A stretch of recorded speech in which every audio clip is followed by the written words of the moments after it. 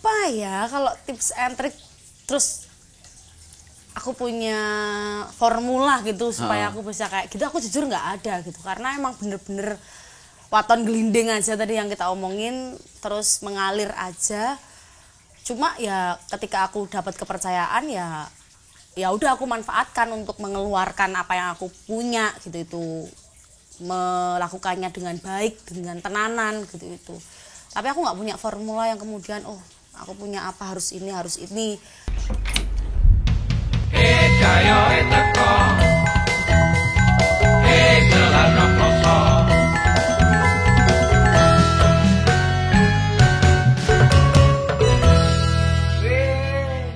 ada tamu. Halo Pro Konco, ketemu lagi dengan saya Ahmad Jalidu di Ada Tamu.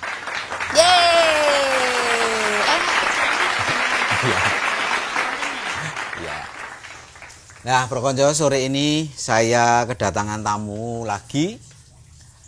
Seorang cewek istimewa, sangat energik, terkenal membahana di seluruh penjuru daerah istimewa, Wijil Rahmadani. Hai. Wah. Ya, selamat sore Mbak Wijil. Selamat sore Mas Jali, makasih loh saya udah boleh bertamu loh. Iya, ini kebalik ya. harusnya hostnya Mbak Wijil, tapi ini ya nggak apa-apa. Saya buat belajar. Saya juga buat belajar tadi narasumber ya. Oke, Pro Konco, Mbak Wijil ini saya kenal sudah cukup lama sebenarnya. Beliau bersekolah di kampus yang saya dulu juga di situ, gitu kan. Beraktivitas di UKM teater yang sebenarnya beda UKM ya kita ya, tapi saya kenal dengan senior di UKM-nya Mbak Wijil, jadi saya kadang-kadang main ke sana dan kemudian ketemu dengan beliau. Beliau ini multi talent sekali. Amin. Seorang pemegang sertifikat magister pendidikan, tapi nggak mau jadi guru atau mungkin belum ya. Tetapi juga sekaligus seorang aktor dan seorang master seremoni. Kirain master chef.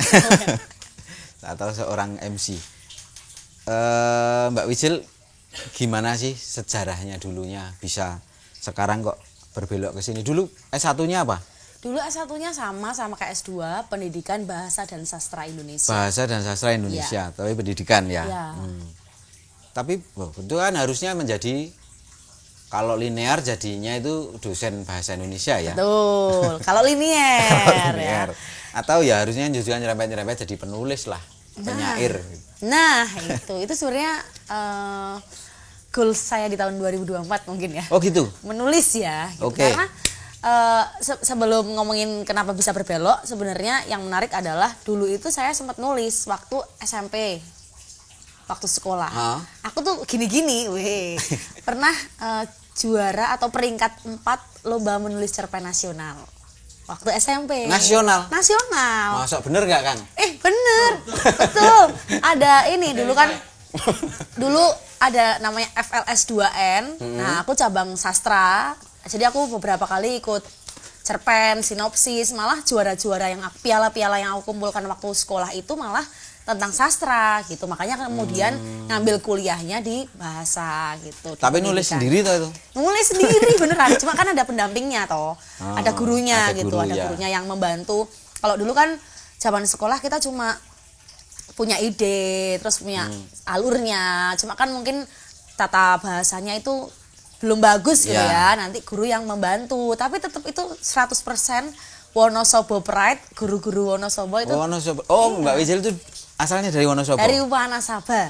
Iya, Jawa Tengah. Dingin ya, pantesan ya kalau pegunungan biasanya kulitnya agak terang. Ya, saya termasuk ini. Saya gelap sih, udah gelap sih. Itu Mas, jadi dulu sebenarnya kalau ditanya apakah akan menulis, dulu itu pernah, tapi kemudian waktu SMA kan mulai ngerti organisasi gitu kan. Jadi nggak pernah nulis lagi. Terus waktu kuliah di Jogja, namanya anak gunung toh, ke Jogja banyak ketemu sama teman-teman baru. akhirnya jadi keterusan organisasinya, dan kebetulan emang yang diambil emang UKM teater gitu. Kalau di SMA itu apa organisasi, maksudnya apa? OSIS sama Pramuka. Nah kalau di Pramuka dulu aku juga punya jabatan cukup tinggi, pemangku adat wis. Wih, itu jabatan tertinggi di Oh sekolah. iya. Jadi aku minta maaf buat adik-adik kelasku dulu di Pramuka karena waktu jadi pemangku adat itu diharuskan galak kan, karena kan yang ngurusin ketertiban organisasi Pramuka itu kan. Jadi kalau ada yang telat, ada yang apa, kita pura-pura galak gitu. Padahal enggak gitu. SMA mana itu dulu? SMA 2 Wonosobo. SMA 2. Ya. SD 1, SMP 2, SMA 2. Terus hijrah ke Jogja itu kuliah di Pendidikan Bahasa dan Sastra Indonesia. Betul. UNY. Ya. Tahun berapa itu? 2013, angkatan 2013. 2013. 2013 itu Mas Jali udah lama ya lulusnya ya? Oh, udah lama banget, saya udah jenggotan itu. Ya, saya ketemu Ijil kayaknya 2014 ya. Iya, 2014. Fun fact-nya tuh. Syuting film itu. Fun fact-nya, setelah syuting film ya waktu itu, tapi kemudian Mas Jali itu bersama dengan GMT adalah organisasi teater di luar kampus yang pertama kali ngajak aku pentas. Ya. Tepuk tangan dong buat Mas Jali. Kenapa sih Mas waktu itu kok bisa milih aku? Banyak kurang ajar. Boleh kan? Kenapa Mas? Karena aku waktu itu belum mateng lah. Aku karena waktu SMA itu nggak ada ekstrakurikuler teater. Jadi aku belajar teater ya waktu kuliah. Kenapa Mas kok milih aku Mas? Nah, ini ya Prokonco ini buktinya ya, yang dikira cupu ternyata suhu ini. Jadi harusnya saya yang nanya, malah dia yang menginterview. Ya, jadi saya punya komunitas kelompok teater amatir namanya GMT itu, yang mana pernah mengajak Mbak Wijil untuk menjadi salah satu aktornya. Seadanya, karena kalau kan konsep saya itu kan perkoncoan aja gitu. Oh, ini kenal. Oke, toknya nganggur aja gitu aja. Oke, terus di Unstrat. Oh ya, Unstrat ya namanya, UKM Teater UNY yang Unit Studi Sastra dan Teater. Ya. Ada sinematografinya juga. Oh ya, tapi berarti di situ misalnya fokus di bidang apa gitu, atau semua dicoba? Kalau di Unstrat itu modelnya memang prasmanan. Jadi dalam 1 tahun kita kepengurusan itu pasti semua anggota akan nyoba sastra, teater, akan main film juga, atau misalnya di belakang layar gitu. Tapi kebanyakan saya di Unstrat itu memang ke teater gitu, lebih banyak berkembang di situ gitu. Tapi sebenarnya sebagai anggota semuanya kita lakukan gitu. Berarti kan ada menulis itu lagi juga di Unstrat? Ada menulis, tapi waktu itu lagi seneng-senengnya sama teater kan, jadi kayak wis tahu gitu. Oke. Ampun. Terus di dulu pernah ini juga ya, apa sih, Peksiminas? Oh iya bener, pernah Peksiminas, tapi waktu itu tidak sampai ke nasional Peksiminasnya, jadi cuma sampai di daerah. Tapi di cabang lomba, bukan di Tangkai lomba. Di tangkai lomba monolog tetap, tapi penyelenggaranya beda. Itu juara 1 nasional.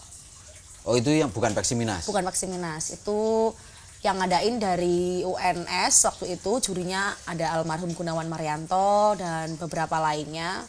Alhamdulillahnya dapat juara 1 nasional. Di UNS ya? Itu bawa naskah apa dulu?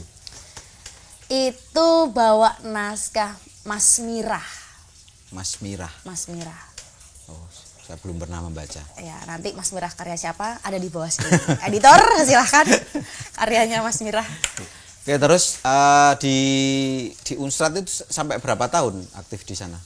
Selama kuliah sih, berarti aku lulus 2017 S1. 4 tahun ya? Ya 4 tahun lah kurang lebihnya di situ. 4 tahun itu kalau menjadi sutradara? Pernah juga. Jadi aktor, asisten sutradara. Waktu itu sutradaranya Mas Uli. Kita Mega judulnya waktu itu, yang asisten sutradara. Kemudian sutradara Normal judul karyanya, itu naskahnya Ambaruni Aryo. Oh iya, aku nonton kayaknya. Iya, nonton yang ada joget-jogetnya. Gitu kan. Itu kan aku terinspirasi dari GMT kan, nyanyi joget ya nggak? Berasa nggak waktu nonton karya itu? Ya enggak juga, aku enggak kepedean gitu. Aku tapi pas nonton oh ya seneng aja gitu aku kalau sandiwara atau drama teater gitu aku seneng yang ada musik-musiknya lah. Nggak harus joget, kalau ada yang bisa dijogeti ya dijogeti gitu. Terus nah di teater itu sampai dengan lulus masih aktif di teater gitu. Itu kenapa? Apa sih? Kenapa ya? Saya sendiri juga beraktivitas teater, tapi kan setiap orang kan beda-beda gitu. Maksudnya Wijil kok kerasan di teater ya. gitu. Nah, kalau kenapa kemudian tetap seneng di teater? Karena aku ngerasa di teater itu banyak hal yang aku dapatkan gitu loh, sebagai seorang manusia, sebagai seorang personal gitu itu. Kayak kita bisa mencoba jadi orang lain, merasakan, berempati pada banyak hal itu kan lewat teater gitu. Kalau di kehidupan nyata mungkin oh ya kita berempati, tapi kan di teater jadi kita punya kesadaran penuh untuk ngerasa dadi opo dan bagaimana keadaannya. Itu yang jadi hal yang kayak nagih gitu menurutku di teater gitu. Jadi pengalaman-pengalaman seperti itu yang kemudian jadi membuat Wijil itu jadi punya semangat atau daya juang di real life gitu, kayaknya gitu sih. Kenapa kemudian seneng di teater? Artinya berarti karena ada beberapa orang yang menyikapi teater, misalnya dia pengalaman memainkan naskah A, B, C gitu. Dia lebih menyikapinya kepada pencarian dirinya sebagai seorang profesional. Maksudnya dia lebih fokus ke bagaimana aku berakting, bagaimana aku nanti menjalani karir di seni pertunjukan atau bahkan kemudian menyeberang ke film gitu. Tapi ada juga orang yang lebih merasa beberapa cerita di dalam teater itu yang lebih dia mengambil itu sebagai sebagai insight, pengaya kepribadian gitu. Ya, jadi kalau mungkin yang mungkin kedua yang itu ya. Karena kan kemudian akhirnya misalnya dari teater ke film dan lain sebagainya itu kan tidak direncanakan, kayak mengalir gitu, nggak kemudian aku mau mencapai ini target ini main film atau apa, itu nggak pernah gitu. Jadi emang bener-bener merasakan jadi impactnya buat aku tuh besar banget ternyata teater gitu. Jadi kayak rilis lah emosi-emosi yang di dalam diri gitu misalnya tuh lebih rilis gitu. Sampai sekarang yang kamu paling berkesan gitu apa? Maksudnya karya? Ya, entah itu karyamu atau yang kamu terlibat gitu. Berkesan dan beberapa hal di dalam pertunjukan itu tuh masih mempengaruhi cara pandangmu mungkin. Kalau salah satu pertunjukan yang aku berkesan sampai sekarang sih waktu aku kuliah itu aku monolog Surti dan Tiga Unggas Gunawan Muhammad. Nah itu menjadi berkesan karena waktu itu Surti dan Tiga Unggas pernah dipentaskan sama Mbak Ine Febrianti. Aku ngefans banget gitu. Kemudian kalau dulu kan misalnya ibuku kan kalau misalnya seneng sesuatu atau pengen punya sesuatu ayo di Sulawati gitu. Nah pada saat itu aku pengen banget tuh, waktu itu Ine Febrianti agak melebar nggak apa ya mas ya? Ya. Itu pentas atau aku lupa dia wawancara di Salihara gitu. Terus aku waktu itu aku pengen banget kini Salihara gitu itu gara-gara ngelihat Ine Febrianti gitu. Dan kemudian di episode lainnya Salihara ada Ine Febrianti mainin Surti dan Tiga Unggas gitu. Jadi ada kayak kesinambungan dan tiba-tiba saja pada periode itu aku bisa pentas di Salihara gitu itu. Kemudian di kemudian hari aku bisa pentas di Salihara, kemudian memainkan naskah Surti dan Tiga Unggas di Peksimida. Aku juara 3 gitu waktu itu. Yang kemudian yang tadinya kayaknya nggak mungkin dia dapat juara karena harus ngelawan kampus seni gitu kan. Yang waktu itu kandidatnya juga senior di situ dan ampuh lah rasa-rasanya gitu. Ternyata malah aku bisa masuk di 3 besar itu, di mana itu dicampur putra-putri, bukan putra sendiri putri sendiri gitu. Jadi waktu itu pemenangnya UGM isi UNY kalau nggak salah. Jadi seperti tiga unggas itu pencapaian yang menarik buat aku, punya relasi dengan sesuatu yang aku inginkan gitu. Itu dengan Mbak Ine yang waktu itu ke Salihara, terus aku bisa ke Salihara walaupun dengan naskah yang lain ya.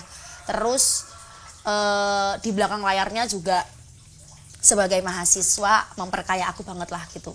Naskah itu, kemudian prosesnya kan mahasiswa pasti banyak drama toh Mas mesti. Jadi prosesnya itu juga memperkaya aku.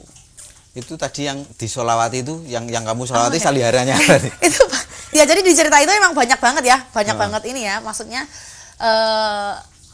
irisan-irisan gitu. Jadi yang aku sholawatin waktu itu aku pengen ke Salihara gara-gara nonton Mbak Ine Febrianti gitu. Terus Mbak Ine Febrianti juga mainin naskah Surti dan Tiga Unggas. Terus aku bisa mainin naskah itu juga gitu. Terus akhirnya bisa ke Salihara itu tahun berapa? Bisa ke Salihara itu 2017 atau 2018 ya bareng sama Forum Aktor. Oh. Jadi dalam kompilasi waktu yang panjang, jadi Surti dan Tiga Unggas aku mainin, kemudian juga bisa ke Salihara dan bisa ngelihat Mbak Ine dari deket secara gitu. Langsung gitu. Itu jadi agak panjang memang periodiknya gitu, tapi jadi berkesan karena ada irisan-irisannya gitu. Oh iya. Aku tuh banyak cita-cita aku tidak tercapai karena kurang sholawat. Nah, mari kita sholawat ya. Allahumma sholli ala sayyidina Muhammad. Oke, terus setelah itu di luar Unstrat juga Wijil bergabung dengan komunitas-komunitas teater itu awal-awalnya gimana gitu? Nah. Apakah itu ikut casting atau nanti ini ya Orbitin ya hashtag Orbitin ya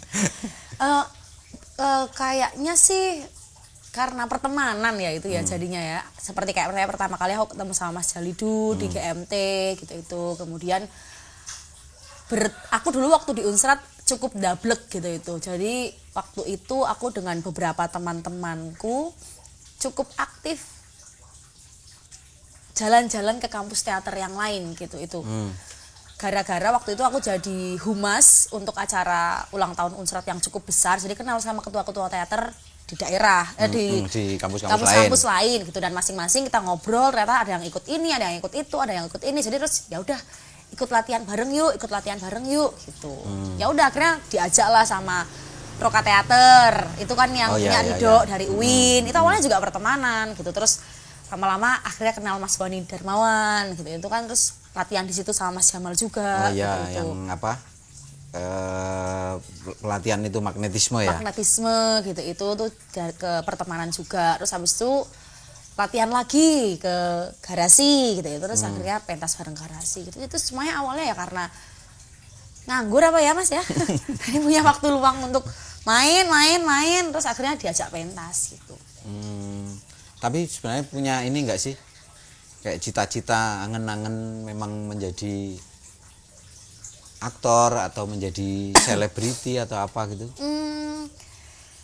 Angen-angen jadi aktor itu secara karir aktor profesional ya malah enggak terfikirkan jadi aktor profesional gitu, tapi cita-cita untuk hidup dengan nyaman seperti aktor-aktor yang kita tonton di televisi itu ada. Jadi kayak enaknya jadi artis ya gitu atau jadi aktor ya, main film terus uangnya banyak, hidupnya nyaman, dikenal, punya banyak privilege, mau makan gratis, mau apa gratis, nginep gratis, itu ada cita-cita seperti itu. Tapi kalau secara karir malah ya mengalir aja lah. Kalau ada yang ngajak main gitu, kalau ada yang ngajak kolaborasi ya kolaborasi gitu. Tapi pernah nggak ikut casting gitu?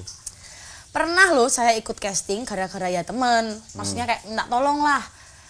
Ada tuh temenku di salah satu apa ya kita nyebutnya kalau yang itu Mas? Agensi ya, ada agensi di Jogja gitu. Itu kan beberapa di antaranya teman-teman kan yang bekerja di sana. Terus minta tolong, ayo dong casting ini gitu. Kayaknya 2 kali deh, pernah casting 2 kali di agensi itu, ya nggak lolos.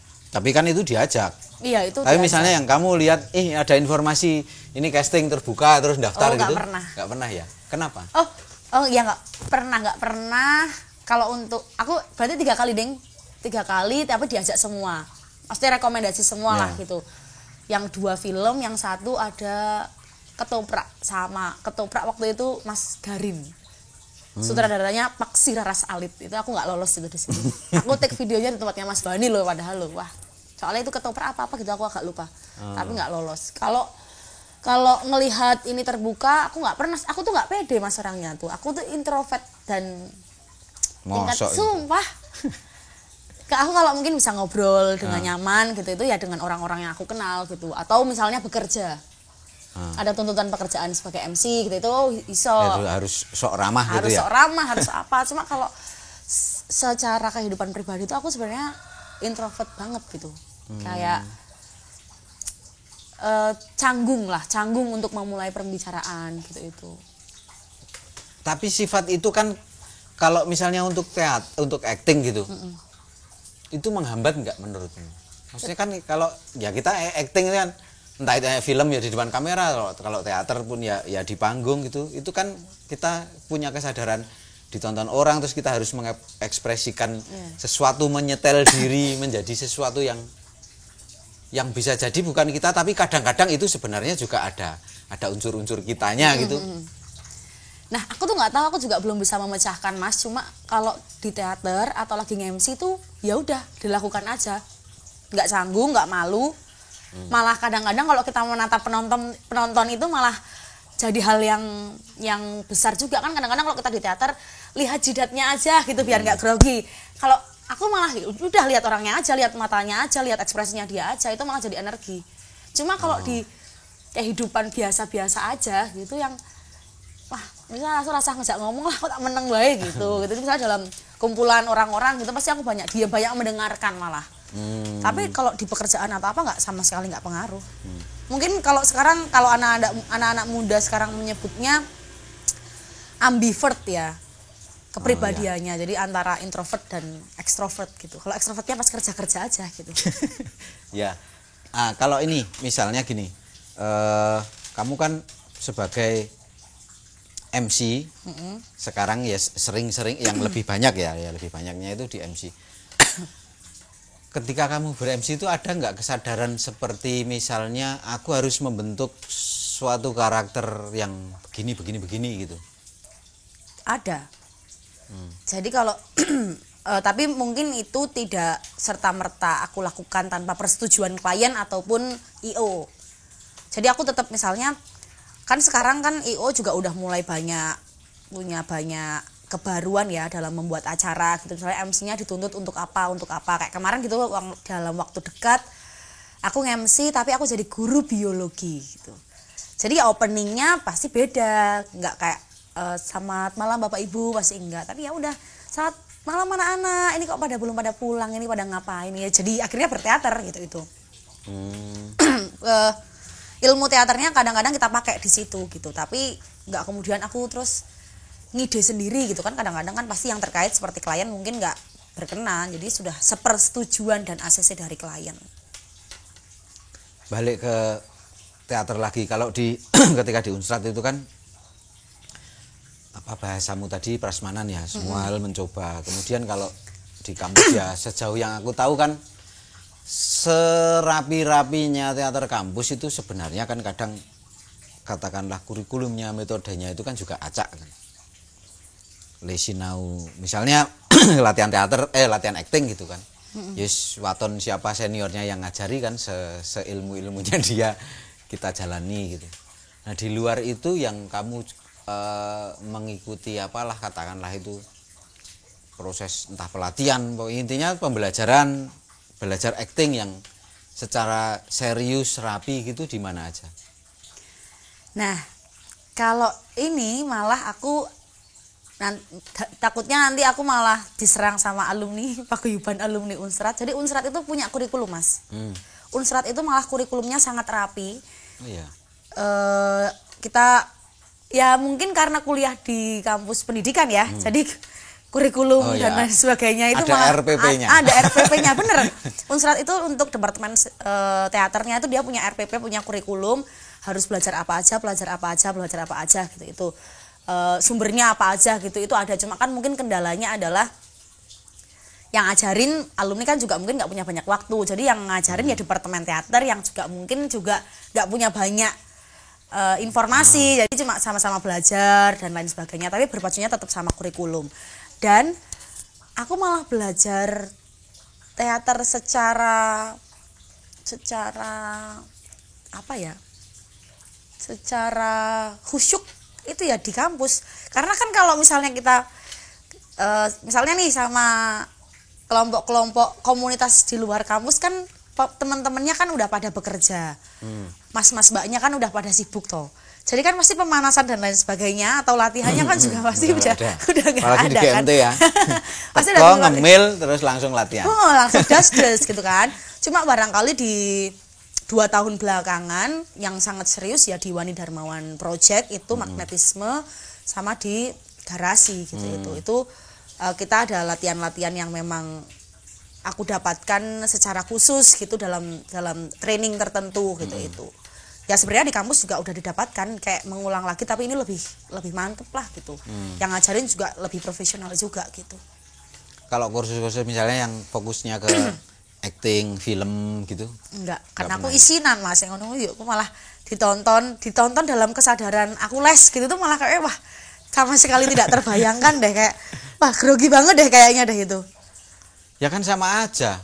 Kan beda Mas. Kalau training itu kan kita dalam sebuah proses untuk mencapai untuk pertunjukan ya. Gitu kan. Nah, kalau les kan aku wis ngetokno duit kan, aku les ngono kuwi terus aku nggak tahu nanti akan dipakainya untuk apa. Gitu kayaknya malah terus ditonton dan dinilai sama coachnya gitu. Itu kan jadi kayak grogi deh kayaknya dah kayak mual-mual bisa aku. Oke, kalau di film sering nggak? Di film pendek gitu tuh ILM ataupun film-film kampus itu lumayan lah beberapa ada tawaran gitu. Kalau film layar lebar baru 1. Apa itu?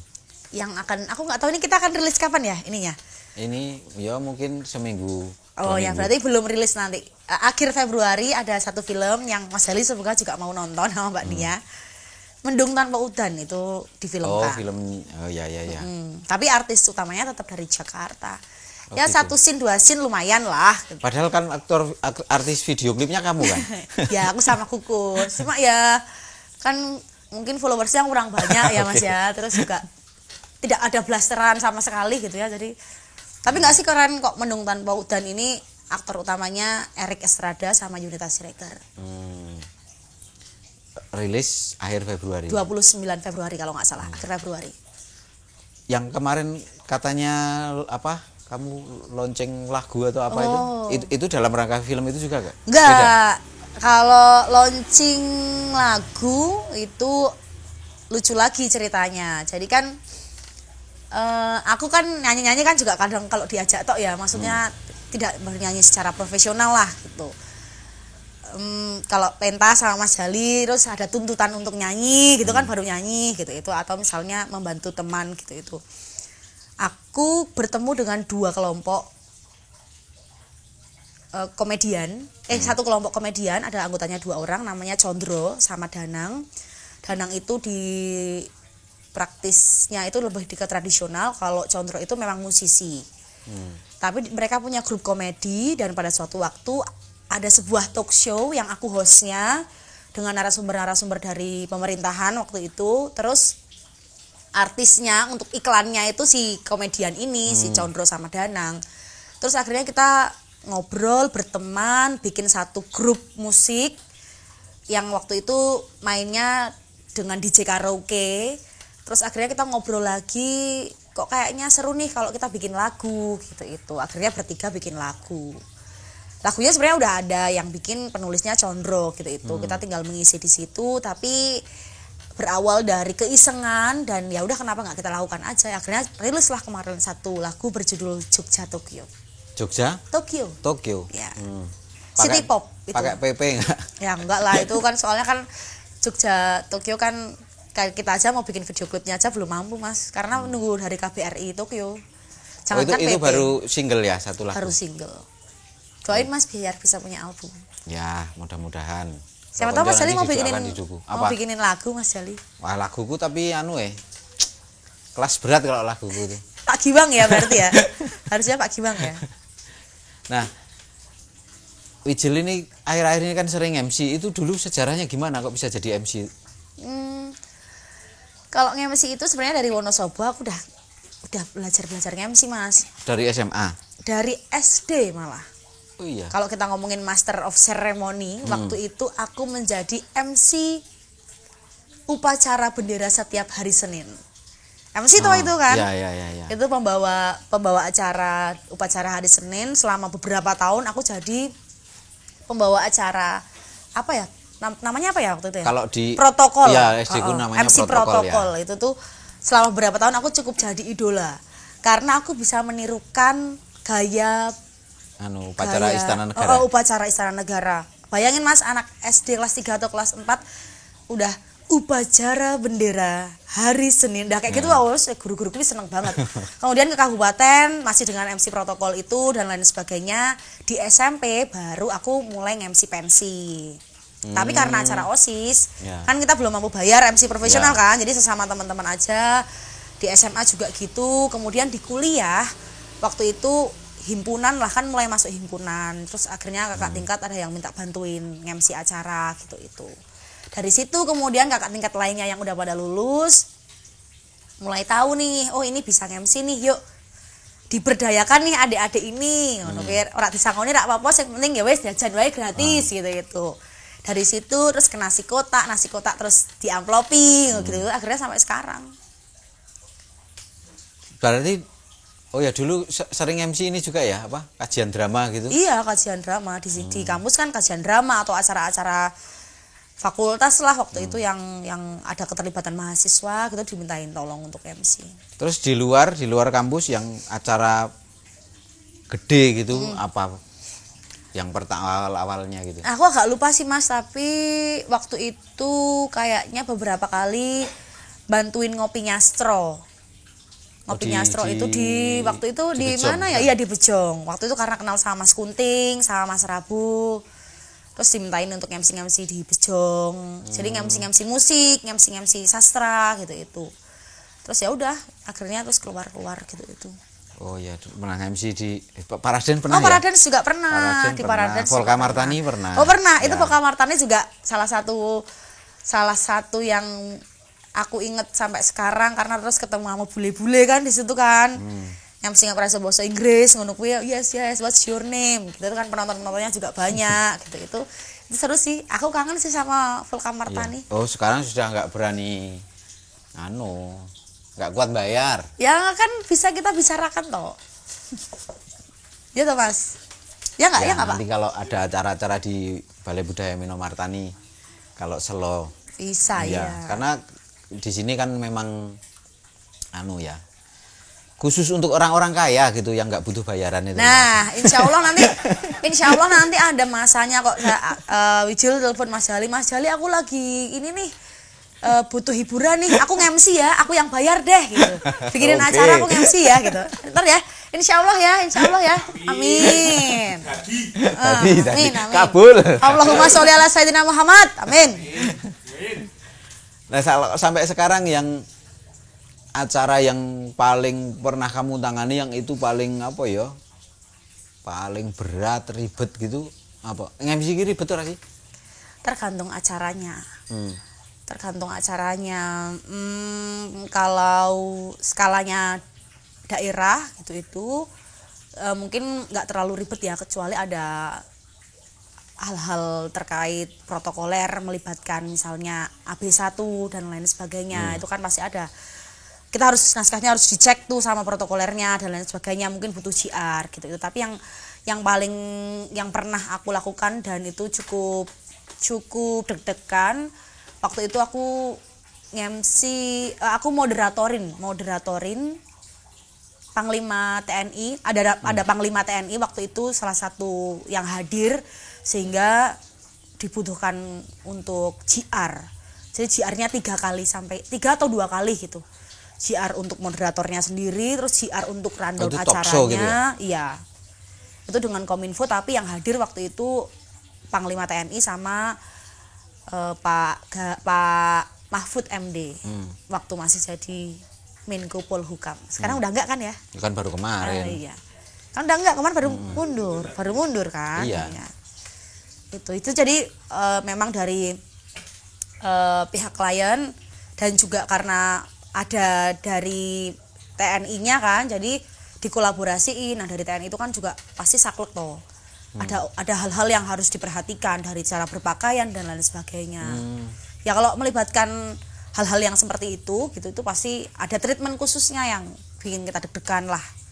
Tapi aku setiap MC atau moderatorin ya tetap deg-degan sih, karena ketemu orangnya kan berbeda, materinya juga berbeda gitu. Enggak kemudian terus wis kerep gitu tuh enggak. Dan kamu tuh sangat ini ya, sangat lintas jenis acara ya. Maksudnya Iya. formal ya, oke. Hura-hura MC dangdut gitu ya, oke. Iya, alhamdulillahnya sih masih pada mau percaya gitu loh, masih. Kan kadang-kadang ada yang iki MC sing wis segmennya iki Ya, iki ya, gitu ya, kan, ada ya, yang udah ya. segmented gitu itu.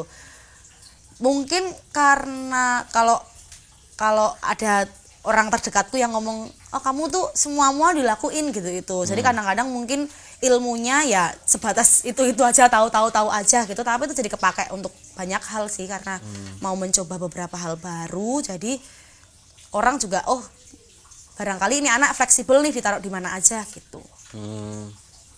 Iya kan, aku juga kadang ada punya kenalan teman yang dia MC, tapi MC yang apa ya, MC yang acara happy kayak gitu loh, guyon musik-musikan gitu. Tapi ketika ada tawaran ini mau MC ini tapi acaranya formal, ini acaranya pemerintah harus begini gitu, kadang terus aku nggak familiar sama acara-acara kayak gitu, terus nggak berani gitu, malah merekomendasikan teman lain gitu. Atau sama halnya misalnya aku tuh kalau sekedar ming sekedar waton nyekel mic macake acara pertama ngene yo, di acara kecil-kecilan ya gitu, berani aja. Suatu kali aku pernah ada teman gitu, kebetulan beliau seorang pengurus partai, tapi enggak pas masa ini, malah pas masa-masa 2019. Ya sebelum pandemi, tapi enggak di masa ini, enggak di masa kampanye. Cuman itu enggak tahu itu ulang tahun partai atau apa gitu. Bikin acara ya cuma level sini aja, level Kabupaten Sleman gitu. Terus bikin acara itu dangdut, musik itu ngundang dangdut, aku lupa siapa gitu, terus ngajak minta saya jadi MC gitu. Aku awalnya gelem karena pas butuh duit ya. Sudah di informasi itu honornya segini gitu, wah lumayan, aku lagi butuh duit. Nah pas dekat-dekat hari H itu, terus rapat pertama itu sudah ada warning, tapi harus lucu ya mas, gini. Waduh, nah itu aku kan orangnya serius. Iya aku sih. nggak bisa kalau lucu-lucu. Serius banget sih. Akhirnya tak lemparkan ke teman yang lain. Nah itu kamu gimana trikmu misalnya nih, mungkin ya kan dulu pasti mengalami pertama kalinya kalau acara yang di kampus-kampus yang kan yo ceria opolah ngono kuwi, terus ketika pertama kali tiba-tiba acaranya ini formal atau memang ini acaranya kudu ndagel gitu, terus apa persiapanmu pertama kali? Aku riset sih mas, jadi aku kadang-kadang kalau misalnya nge-MC ke suatu hal yang aku belum pernah gitu tuh, aku buka dulu nih, misalnya kliennya siapa, acaranya apa, jadi aku browsing gitu waktu awal-awal dulu tuh, browsing. Terus habis itu aku nonton, misalnya ada kan kadang di YouTube atau di Instagram kan MC senior kan pasti punya portofolio gitu. Terus kadang-kadang misalnya kan aku nggak terlalu concern di jokes gitu tuh kan, jadi aku terus nyateti dagelan opo ngono tak cateti gitu tuh. Kadang-kadang kalau sekarang sih lebih enak ya, misalnya kita nonton teater kita kulaan dagelan gitu tuh kan. Kalau dulu lewat YouTube atau apa gitu itu, atau misalnya aku dengerin apa sampai berapa jam, terus tak catat poin-poin yang pentingnya sebagai bahan materi gitu itu. Gak lucu ya wes, yang penting kan harus berusaha gitu itu. Aku itu tak catat, aku riset sih orangnya. Walaupun untuk MC. Misalnya handle talk show gitu kan, kalau talk show kan pasti dia punya tema kan. Nah itu jelas harus riset. Kalau sekarang talk show itu lebih enak karena ada tim kreatif. Dia yang bikin materi, dia yang bikin pertanyaan, kita tinggal baca. Oh gitu. Kalau sekarang tuh di beberapa talk show yang aku kerjakan itu sudah semakin profesional, sudah ada tim kreatifnya sendiri. Kita tinggal baca ya, tapi kan pasti kita harus tahu materinya kan, sehingga kita bisa ngolah nih poin-poin yang dikasih sama mereka. Kalau dulu belum ada tim kreatif, pernah tuh pada satu masa aku menjadi host podcast. diminta untuk kolaborasi dengan tim kreatifnya juga waktu itu juga alhamdulillahnya kooperatif lah gitu. Jadi kami berdua host dan satu tim kreatif datang ke dinas-dinas tertentu yang akan diundang di acara itu gitu. Jadi kita ngobrolin, Bu, besok kita ada talk show temanya ini, kira-kira apa ya yang perlu saya ketahui. Terus ibunya ntar cerita, terus kita nulis gitu itu. Terus kita susun list pertanyaan gitu, terus kita kirimkan kembali tuh ke kliennya. Ini kita udah riset nih, udah ketemu sama narasumbermu besok gitu. Padahal kan sebenarnya kita misalnya kalau host ya udah sebenarnya kalau makin kesini kan udah terima beres toh, tapi pernah ada masa mendatangi orang-orang itu untuk kita ngobrol sebelum kita benar-benar official podcast atau talk show. Wah, berarti kita ini nggak profesional sekali ya. Ya kan beda-beda kan. Kalau ini kan memang Mas Jali kan ini nggak ada ini. tim kreatif yang menyusun tema, nggak ada pesusunan pertanyaan, Ya nggak kan, ada riset-risetan. udah jalan, kalau udah jalan, udah ini mah udah nggak usah kayak gitu. Beda kalau misalnya terus dituntut punya apa, yang harus punya goals apa, kan itu pasti punya treatment yang berbeda toh. Kalau ini kan goalsnya kan 1 juta penonton kan. Iya. Amin. 1 juta viewer dan menonton sampai selesai. Amin. Ini goalnya itu jadi influencer. Wih. Asik. Yang kamu paling tegang selain yang sama TNI itu ada nggak? Misalnya wah ini harus mempelajari tema yang kamu sama sekali nggak tahu gitu. Kalau ketegangannya tuh situasinya tuh nggak tegang mungkin kalau yang lain-lainnya ya. Kan kalau yang situasinya tegang tuh yang itu yang tadi aku sampaikan sama TNI itu. Kalau situasinya nggak tegang, cuma aku nervousnya ya karena mungkin misalnya cah bahasa Indonesia tiba-tiba kan ngomong ke ekonomi atau hukum atau apa gitu, itu ada sih beberapa, cuma aku lupa di acara-acara apa atau tema-tema apa gitu. Itu ada beberapa kali kita harus ngomongin misalnya tentang hukum atau misalnya tentang tata kota atau misalnya tentang ekonomi yang di luar kemampuanku lah, pengetahuanku. Tapi kan ya itu riset tadi, ngobrol-ngobrol itu. Cuma bagian apanya dan di mana aku agak lupa gitu. Intinya kamu harus tetap nyepak belajar ini ya, yang sekilas-sekilas gitu. Dulu sering banget tuh angkringan Deanto itu, misalnya harus aku karo ngopi karo maam sate usus, aku karo browsing ketik nanti pulang ngeprint sih buat acara besok gitu itu. Ya karena kan aku kayak gitu karena misalnya nanti di depan layar atau di depan orang kan nggak ada yang bisa menyelamatkan kita acara kita selain si MC ataupun si moderator itu. Jadi ya udah, kita nggak tahu tuh akan dicepake atau enggak, yang kebutuhannya kita mending sama Pak sendiri aja gitu. Ya jadi begitu pro konco, yang namanya MC itu dia kalau terjadi sesuatu di acara itu dia yang bertanggung jawab, nggak ada yang bisa nolong selain dia. Jadi kalau ada tarifnya tertentu ya jangan dipaido, ya memang tanggung jawabnya besar. Betul. Nah, balik mundur lagi, kamu pernah nggak sih memikirkan untuk bekerja yang dalam tanda kutip kerja normal, misalnya entah jadi dosen atau kerja di perusahaan gitu di masa-masa lulus kuliah itu? Kalau ya daftar PNS. Aku dulu pernah daftar PNS tapi nggak lolos sekali. Kalau kemarin aku juga daftar PNS tapi itu karena sistem error ya. Jadi aku nggak lolos di administrasi gara-gara tanda tangan yang kesalahan sih bukan di kita lah seharusnya gitu. Cuma ada sesuatu hal yang kemudian nggak terbaca gitu itu sehingga kemudian nggak lolos gitu. Tapi ya udah nggak apa-apa. Kalau jadi PNS gitu misalnya itu sebenarnya kayak bukan cita-cita sih, tapi kayak ngelegokke wong tua. Kayak aku daftar ya wis daftar gitu. Tapi sebelumnya kan aku pernah kerja di TVRI. Itu kan juga ada siaran-siaran yang punya jadwal. Terus aku juga pernah kerja di radio Kupang waktu itu, radio dan TV Kupang, tapi kantornya di sini.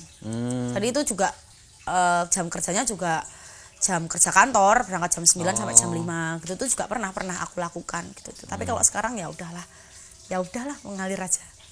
Ya tapi nggak tahu ya kalau kedepannya besok tiba-tiba terus ada tawaran jadi dosen gitu tuh yang nggak usah ribet daftar gitu ya, mau aja sih. kenapa enggak gitu, cuma nggak terlalu mengejar lah mungkin. Karena aku beberapa teman itu yang dulu pernah berpikiran kayak gitu ya di masa-masa masih fresh graduate, terus wes kebablasan melebu di entah di teater, entah di apa yang pekerjaan-pekerjaan sifatnya itu berkarakter non formal gitu, terus ketika membayangkan itu lagi harus kerja kantor dengan jam tertentu itu terus banyak yang nggak sanggup gitu. Terutama kalau yang cowok-cowok. Kecuali dia memang punya tuntutan, entah dituntut keluarganya harus gitu atau gimana gitu. Kalau aku enggak sih, maksudnya kalau besok tiba-tiba harus bekerja itu ada jalannya ke situ, nggak apa-apa gitu itu. Nggak kemudian jadi hal yang big no, aku nggak mau mencoba gitu, enggak. Karena kan kita nggak tahu tuh Mas besok gimana. Nah, aku tuh tapi orangnya kalau PNS kan nggak boleh buat coba-coba. Ya, tapi kalau misalnya nanti nggak cocok kan pensiun gini aja ya. Ya, soalnya kalau aku tuh orangnya nggak punya ambisi. Nggak kayaknya ya, waton gelinding gitu ya. Gelinding banget. Ini gelindingnya alhamdulillah track iki alhamdulillah lah dilindungin gitu itu. Jadi nggak punya yang aku tuh dadi iki, aku jadi artis profesional, aku tuh jadi PNS, dan bagaimana aku mengejarnya itu aku nggak getol banget di situ gitu. Tapi ya udah, apa yang ada di depanku aku lakukan, aku kerjakan sebaik-baiknya aja, udah gitu aja. Sekarang pun Iya. Sekarang pun begitu. Iya lagi. Gimana Mas, masalah nggak? Bukan masalah, tapi itu iya, kadang hidup itu nggak adil ya. Ada orang yang sangat mengejar ya. Ya kalau yang lingkup salah ngomong dong aku yang lingkup di aku tahu ya, entah itu di teater, entah itu di perbukuan gitu, di penulis gitu. Sudah masuk, set dia langsung kan punya target ya. Wah, aku harus selevel ini, harus level ini. Karyaku harus masuk segini gini. Oke, cut, break dulu untuk azan. Azan maghrib berikut ini. Nah, yang saya maksud ini tuh apa ya, hidup tidak adil itu. Kadang-kadang itu ada orang yang ketika memasuki suatu dunia karir begitu ya, dia menetapkan tujuan, menetapkan tahap-tahapan. Oh, aku tahun ini harus sampai segini, tahun ini harus segini. Oh, aku harus melengkapi diri dengan skill ini, skill itu gitu. Dan itu tidak tercapai. Aku sendiri misalnya, aku pengen jadi artis band-bandan, ora dadi. Pengen jadi sutradara teater yang memukau, ora dadi. Terus kamu mengaku tidak pernah punya ambisi, tapi bisa ke sana kemari, bisa nge-MC selaris ini, kamu seminggu itu pasti ada ya? Ada, alhamdulillah. Ya. Terus di teater juga baru undul rumangsaku ya, karena aku wis tua mungkin dadi ngitung langkah anak-anak kecil itu. Karena kamu juga menjadi saksi aku belajar teater toh, Mas? Iya, kita dung tahu-tahu main di teater garasi, tur ke mana-mana di pertunjukan yang sebesar itu kan pasti ada apa ya, minimal kalau kamu merasa nggak punya ambisi, nggak ada mungkin tips and trick atau rumusnya kamu kok bisa mencapai seperti itu tuh apa gitu. Apa ya, kalau tips and trick terus aku punya formula gitu supaya aku bisa kayak gitu, aku jujur nggak ada gitu. Karena emang bener-bener waton gelinding aja tadi yang kita omongin, terus mengalir aja. Cuma ya ketika aku dapat kepercayaan ya udah aku manfaatkan untuk mengeluarkan apa yang aku punya gitu, itu melakukannya dengan baik, dengan tenanan gitu itu. Tapi aku nggak punya formula yang kemudian aku punya apa harus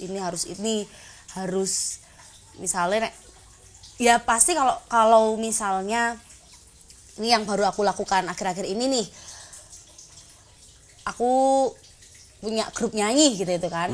Pasti kan kemudian untuk jadi penyanyi yang baik ya aku meneng-meneng enak nang omah ya aku rada-rada latihan nyanyi gitu misalnya, atau stage act-nya penyanyi itu kayak gimana gitu kan, aku terus mengulik gitu kan. Atau kalau misalnya aku jadi MC ataupun moderator, ketika aku besok harus talk show gitu misalnya, ya aku pasti belajar dulu, aku riset atau apa, jadi aku bisa memberikan yang terbaik yang aku punya. Aku cuma itu aja yang aku lakukan gitu. Tapi untuk kemudian setelah aku nge-MC misalnya nge-MC ning kecamatan, sesuk aku kudu nge-MC ning kabupaten gitu itu kan ada trafficnya tuh, itu aku yang tidak aku lakukan gitu. Ada tangga karir gitu. Itu yang aku nggak punya. Jadi nggak punya, aku harus ngincer bariki aku kudu ngopo gitu, itu enggak. Cuma kadang-kadang kan pasti kita sebagai manusia punya angen-angen tuh kan, maksudnya aku pengen kayak yang tadi aku bilang, yang sama Salihara itu waktu itu, ya Allah aku pengen deh sesuk pentas ning nggon sing kaya Mbak Ine kuwi. Aku paling cuma batin kayak gitu, tapi kemudian tidak ada upaya untuk mencari nomor orang Salihara gitu, atau gimana supaya aku bisa deket sama orang Salihara, itu nggak ada gitu. Cuma ngangen-ngangen aja di batin gitu. Itu yang aku lakukan cuma gitu. Mungkin ya kalau orang kan lagi-lagi ibuku pasti ngomong kalau kita kalau berucap yang baik-baik aja gitu tuh, walaupun dalam bercanda gitu tuh yang baik-baik aja. Ya kita nggak tahu mana doa kita yang kemudian diijabah, mana doa kita yang kemudian akan dikabulkan. Ya barangkali itu menjadi landasan ataupun kebaikan-kebaikan Tuhan yang aku dapatkan dalam karirku gitu itu. Kayaknya gitu Mas. Soalnya kalau terus struggling banget aku bari kudu ngene ning level iki, aku nggak punya jujur gitu. Ya. Kamu baca-baca apa buku motivasi gitu nggak? Enggak ya? Enggak ya. Tapi kalau di Instagram gitu kan barangkali ada quotes. Aku baca tuh kalau quotes gitu, itu tuh aku baca. Itu aku jadi inget ini loh, buku apa? Ya dulu booming. The Secret. Ya banyak juga orang-orang yang mengeprekkan hal-hal kayak gitu ya. Tapi aku ketemu dengan beberapa orang teman gitu yang cerita-cerita tentang hidupnya itu ya sebenarnya mirip-mirip loh itu. Prinsip satu, tidak pernah berbicara hal-hal yang negatif tentang diri sendiri ya. Tentang diri sendiri, tentang masa depan gitu. Terus ngangen-nangen. Nah, ngangen-nangen itu ternyata tahu-tahu nanti terwujud gitu. Yang kita nggak memperkirakan kan. Kalau di dalam bahasa The Secret kan, kalau kita tuh merancang langkah terlalu detail, itu tuh dianggap kamu menyepelekan alam semesta atau bahkan menyepelekan Tuhan. Karena Tuhan dan alam semesta itu kadang-kadang punya mekanisme yang di luar nurul gitu. Pokoknya kamu diangen-angen aja, aku tuh pengen ini, dipikirkan terus, tapi juga tidak dengan gerantes, dengan percaya diri bahwa aku suatu saat pasti deh dapat ini gitu. Aku suatu saat pasti deh sampai ini gitu. Caranya gimana itu pasrah sama alam semesta ya. Ya mungkin kamu menjalani itu tanpa sadar itu ya. Tanpa sadar. Menjalani ilmu The Secret tanpa sadar. Tapi biasanya itu juga sangat dipengaruhi oleh orang-orang terdekat ya. Bisa jadi mungkin pasangan, bisa jadi keluarga gitu. Terus kamu berkali-kali menyebut ibu gitu, kata ibu ini. Jadi orang tuamu itu orang tua macam apa sih? Orang tuaku tuh apa ya? Orang tuaku itu orang yang mau belajar kayaknya dari setiap hidupnya. Jadi aku sama kakakku itu dibesarkan dengan dua cara yang berbeda. Ternyata di kakakku itu waktu itu ibuku menerapkan metode militer kayaknya ya. Jadi kakakku itu kamu berapa bersaudara? 2 bersaudara. Kakakku cowok, bedanya 9 tahun. Jadi kakakku itu selalu jadi juara kelas. Dia siswa teladan. Bahkan sampai sekarang dia punya karir dan lain sebagainya. Dia di usia yang cukup muda itu sudah jadi kepala sekolah gitulah. Maksudnya karirnya dia bagus dan lain sebagainya gitu itu. Hasil didikan dari ibuku yang memang disiplin pada saat itu gitu itu. Ketika kemudian ibuku kan ketika sudah melahirkan kakakku, dia kuliah kan. Kuliahnya bimbingan konseling gitu itu. Sehingga dia menerapkan ajaran-ajaran bimbingan konseling ke aku. Nah, gitu itu. Terus udah kayak gitu akhirnya ya jadi pribadi yang berbeda ya. Maksudnya aku dengan gini tapi ibuku ya bilang maksudnya ternyata tuh hasil 2 anak ini punya karakter yang berbeda juga ya gitu. Terus aku di kesenian gitu tuh ya ternyata juga bisa dipercayalah sama orang tuaku. Aku punya penghasilan sendiri dan lain sebagainya, ya nggak ngerepoti orang tua lah. Jadi aku punya karir masing-masing, walaupun misalnya kakakku dia lebih ke idola apa ya, idola yang ideal untuk orang-orang di daerah gitu kan, PNS, kepala sekolah dan lain sebagainya. Terus aku yo lumayan lah membanggakan lah dengan karirku. Jadi ibuku tuh, keluargaku tuh bapak ibuku tuh orang yang tidak tertutup akan kemungkinan yang ada gitu itu.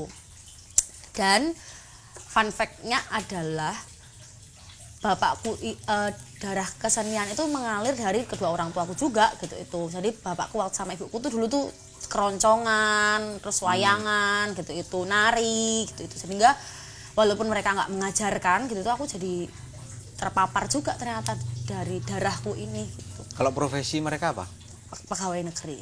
Dua-duanya. Dua-duanya. Tapi mampu aktivitas berkesenian gitu di masa mudanya. Di masa mudanya gitu. Bahkan ketika maksudnya aku udah sadar dengan dunia ini ya mereka nggak pernah melakukannya juga gitu itu. Tapi lewat cerita-cerita gitu itu kan bapak ibuku tuh waktu aku kecil mereka tuh tipe orang tua yang akan meluangkan waktu untuk mendongengi anaknya sebelum tidur. Bahkan Pak Andi. Iya Pak Andi. Bahkan bapakku itu pasti punya kata-kata yang aku ingat sebelum aku tidur. Selamat tidur adik, kan aku dimana adik. Selamat tidur adik, semoga mimpi yang indah. Terus aku jawab sama-sama gitu itu. Itu adalah template yang selalu dilakukan orang tuaku dari aku kecil sampai aku ya wis kayaknya ra pantes lah di ngono kuwi. Itu template yang selalu dilakukan sama orang tuaku ke aku gitu itu.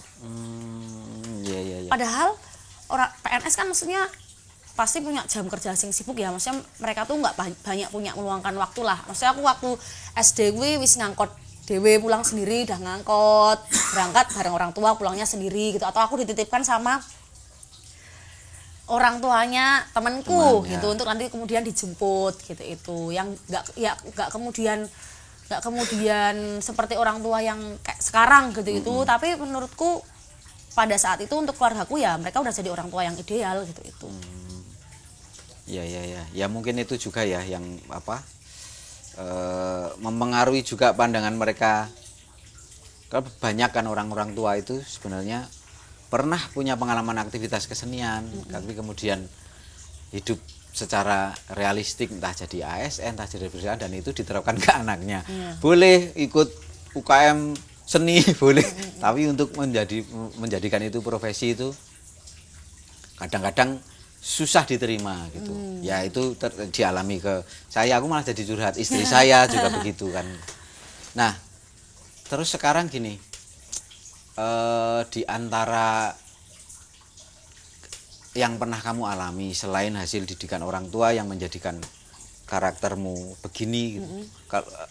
Kalau aku sih tetap menuduhnya, walaupun kamu bilang tadi nggak punya formula ya, aku tetap menduga itu tuh pasti ada karakter yang tidak bisa digambarkan sekedar. Kalau karakter zaman sekarang itu yang ambivert, terus ono sing karakter sing apa kependekan itu loh, ono ESPB apa ngono-ngono kae lho, IFSP apa ngono kan.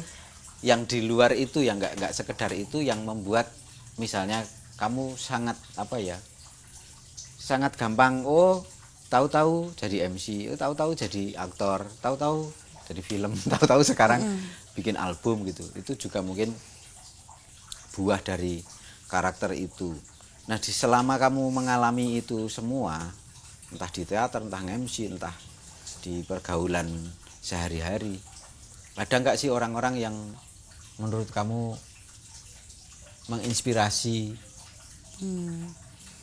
Kalau secara personal, yang menginspirasiku itu ibuku. Ibuku tuh punya peran yang besar banget lah di hidupku. Itu dia jadi orang tua, jadi teman, jadi sahabat gitu itu.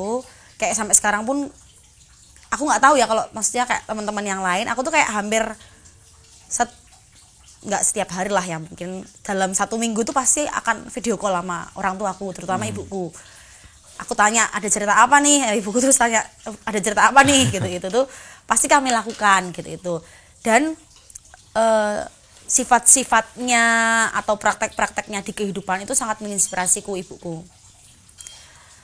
Bahkan kan setelah bapakku pensiun kan sekarang kan kepala keluarganya kan ibuku gitu tuh kan. Tapi ibuku tuh hebatnya itu dia tuh nggak pernah, dia tetap sebagai seorang yang mencari nafkah utama di rumah tetap melakukan tugas-tugasnya sebagai seorang wanita gitu itu. Kalau di secara personal aku mengidolakan lah ibuku banget gitu itu.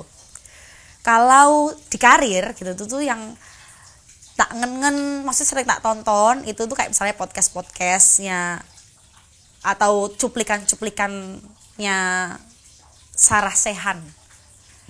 Lawas ya. Ya. Aku nggak tahu kenapa sih aku suka banget. Jadi maksudnya Sarah Sechan dan Indy Barens waktu itu. Indy Barens tentunya aku terpapar gara-gara CEC RRI wis cari wis gitu kan lucu banget kan sama Indra Bekti gitu. Tapi kalau si Sarah Sechan itu juga menurutku dia bisa membawakan acara itu dengan seru, terus pinter ning ora keminter. Ya. Bahan yang berat itu jadi ringan gitu itu. Aku cukup mengidolakan Sarah Sechan gitu. Walaupun misalnya aku nggak meniru misalnya potongan rambutnya atau apanya, cuma aku jadi seneng nonton gitu itu. Gitu. Kalau di teater kamu terakhir kemarin sama teater Garasi di waktu Batu Rumah yang terbakar ya, dan konon kabarnya masih tahun ini mungkin masih akan diturunkan lagi ke mana lagi. Itu ada pengalaman apa di sana? Kalau sejauh yang aku lihat dari Wijil dari zaman undul-undul di kampus itu kan itu relatif sangat berbeda ya dengan pertunjukan-pertunjukan yang kamu pernah join gitu. Pengalaman bisa pentas bareng teater Garasi itu emang bisa dibilang salah satu pencapaian ya. Maksudnya untuk aku yang berangkat dari komunitas kampus, dari kampus, dari teater kampus. Karena kan dulu tuh kayaknya mau mendekat aja, maaf nih, mau mendekat aja kayak takut kan, kayak ada jarak kayak gitu. Tapi kemudian karena latihan bareng, waktu itu pandemi awalnya, pandemi, terus habis itu ada Mas almarhum Gunawan Marianto yang sangat dekat dengan teman-teman komunitas kan, ngerangkul gitu, itulah ngajak untuk latihan bareng dan lain sebagainya. Bahkan aku banyak dapat tawaran-tawaran bagus, walaupun kemudian aku terus nggak berani ngambil gitu, itu kan juga banyak dari Mas Gunawan Marianto gitu itu. Yang aku banyak dapatkan ya di situ, di Garasi itu proyek-proyek yang kita lakukan itu benar-benar digodok dan juga dirangkai dengan sangat serius, yang mungkin aku nggak dapatkan dari pengalaman-pengalamanku sebelumnya gitu itu. Ya pasti itu karena mereka juga udah terpapar dengan banyak hal ya gitu itu, sehingga kemudian awal-awalnya aku bergabung itu kayak wah aku rak mudeng karo pembahasan iki tentang apa ya gitu itu. Jadi aku juga akhirnya belajar lagi nih tentang ini gitu itu, atau kemudian punya keberanian untuk menyampaikan apa yang aku nggak ngerti gitu itu. Terus praktek-prakteknya kan juga ada Mas Inyong juga gitu kan, ada banyak orang juga yang membantulah untuk praktek-praktek tubuh dan lain sebagainya. Kebaruan-kebaruan yang ternyata yang mungkin sebelumnya nggak pernah aku pikirkan gitu kan. Bagaimana kemudian ada silang media yang kalau sederhananya yo kita taunya musik sama teater bersatu, terus ada film dan lain sebagainya, tapi kemudian bersama dengan Garasi ada kemungkinan-kemungkinan yang bisa kita dapatkan secara detail gitu itu. Yang kedetailan itu tuh tidak ditemukan, mungkin aku takut salah ngomong ya, tapi mungkin ya nggak apa-apa, itu kan pendapatmu. Tapi tidak hanya didapatkan dengan ketidaksengajaan, tapi didapatkan juga dengan pemikiran-pemikiran yang dilakukan oleh semua anggota yang terlibat dalam pertunjukan itu gitu itu. Menarik sih, menarik banget kemarin pengalaman sekarang ini punya kesempatan bisa bareng sama Garasi itu wah luar biasa. Apalagi aktor-aktornya ada aktor-aktor legenda kan kayak Mbak Eri gitu itu kan. Itu Mbak Eri juga dalam waktu dekat ini adalah salah satu aktor yang sangat menginspirasi aku gitu itu. Kalau Mas Wani ngomong, Mas Wani atau Pak Bambang itu kan ada aktor tuh punya taksu gitu tuh kan. Ya Mas Jali lebih paham tentang itulah gitu. Tapi aku ngerasa kayak itu ada di Mbak Eri juga gitu tuh, ketika ya wis nek ngomong nek ngopo ngono ya wis biasa wae, tapi ketika ngadeg ning panggung langsung geleng. Itu aku elektromagnetik. Nah, kalau bisa dibilang itu yang lagi tak angen-angen juga ya Allah, moga-moga aku sesuk iso duwe power ataupun taksu sing iso kaya Mbak Eri ngono-ngono kuwi. Dari vokal, dari kehadiran gitu itu tuh aku banyak maksudnya. Nah, aku tipe orang juga yang bukan rajin ya, tapi berusaha untuk mau bertanya. Aku sama Mbak Eri misalnya, Mbak Eri atau Astradanya misalnya Luna gitu itu kemarin di proses kemarin aku kurang opo yo gitu itu. Aku kepiye yo gitu itu. Ono masukan ra Mbak aku ki duwe kegelisahan ngene iki ning pertunjukan iki gitu. Aku bahkan kemarin aku inget banget sebelum kami ke Makassar gitu itu pada forum itu kan aku Pisces ya, zodiakku Pisces ya. Pisces itu kan perasa banget kan. Aku nangis loh. Aku nangis dalam lingkaran itu karena aku punya kegelisahan akan dialogku. Aku ngerasa dialogku monoton gitu itu. Nah, kan sebelumnya aku tidak pernah terlibat dalam Ke Makassar kan sudah pentas di Jogja Jakarta juga. Iya, nah aku itu tidak punya pengalaman untuk pentas roadshow kan, teater. Ya. Jadi aku kayak punya kegelisahan apa ya yang baru yang bisa aku berikan dalam pertunjukan ini gitu itu loh. Karena kan kita pentas di Borobudur, di Jogja, di Jakarta, di Makassar itu kan mengulang sesuatu yang sama kan gitu tuh. Terus barangkali mungkin apa yang enak di Jogja aku lupa nih gitu kan. Atau apa yang enak di Jakarta aku harus mengingat lagi, atau misalnya aku jadi terjebak dalam template dialog yang gini gitu kan. Itu kan jadi kegelisahan karena kayak ngerasa aku ngomong aku ngerasa sebenarnya aku nggak sedih, aku ngerasa sebenarnya aku nggak desperate banget. Cuma aku nggak tahu waktu itu kenapa air mata itu turun dengan deras gitu sampai aku ya isi sih sebenarnya kelingan kuwi masih ya kayak Mas Oglengan dan lain sebagainya masih apa tau bocah iki to ngono kuwi. Tapi aku waktu itu gelisah dengan itu dan terus teman-teman ada Mbak Iri juga sing ngeki masukan ngene gitu itu.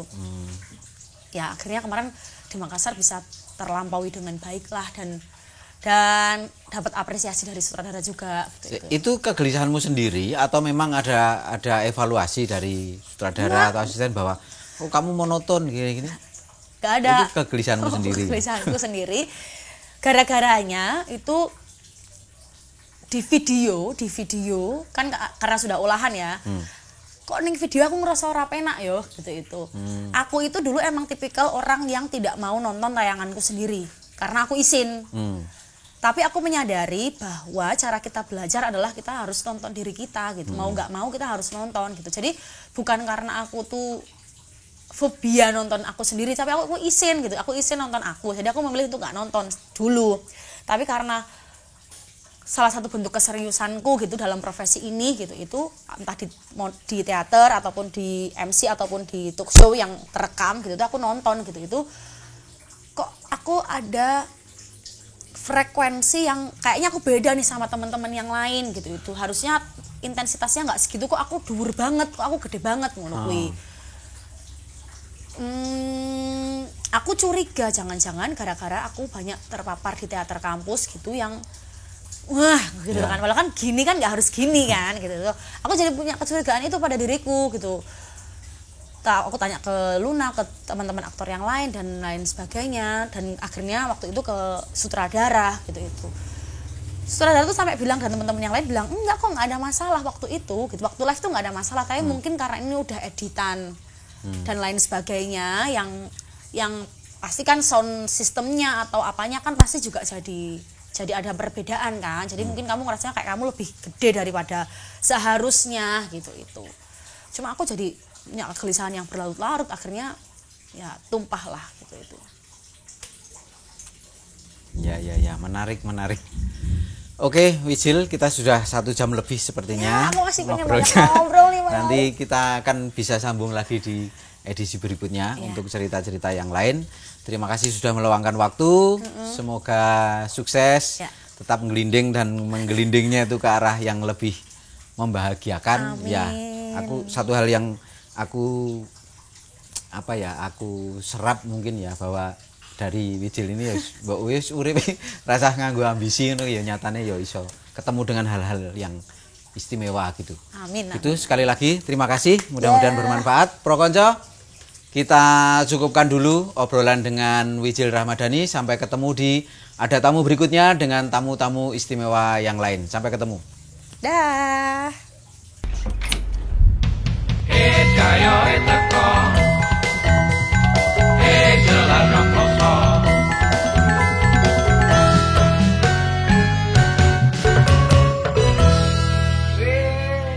Ada tamu.